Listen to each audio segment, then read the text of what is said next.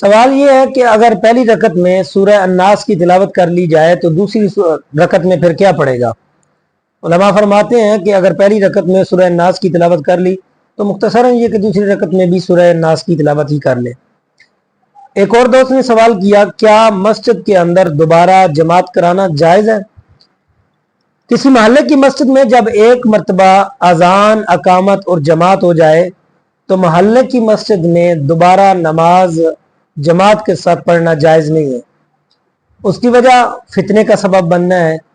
لوگوں کے اندر سستی ہونے کا شکار یہ خدشہ ہے کہ لوگ سستی اور کائلی کا شکار ہو جائیں گے، پہلی جماعت کی اہمیت ختم ہو جائے گی۔ البتہ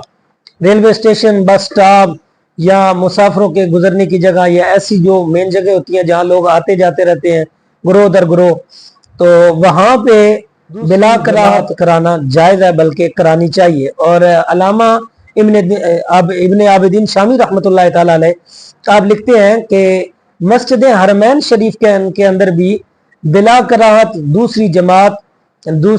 جماعت کے نماز جماعت کے ساتھ پڑھنا جائز ہے۔ اس کی وجہ یہ ہے کہ لوگ گروہ در گروہ آتے رہتے ہیں، جماعت کے وقت بھی جماعت کے بعد بھی، تو وہاں نماز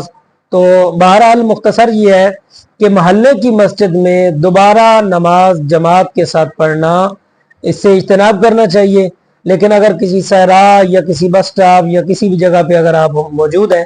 تو وہاں اذان تو اگر ہوتی ہے 5 وقتہ نماز کے ساتھ تو اذان تو نہیں دینی چاہیے، البتہ اقامت کے ساتھ دوسری جماعت کروا لینا جائز ہے۔ اسی طرح محلے کی مسجد میں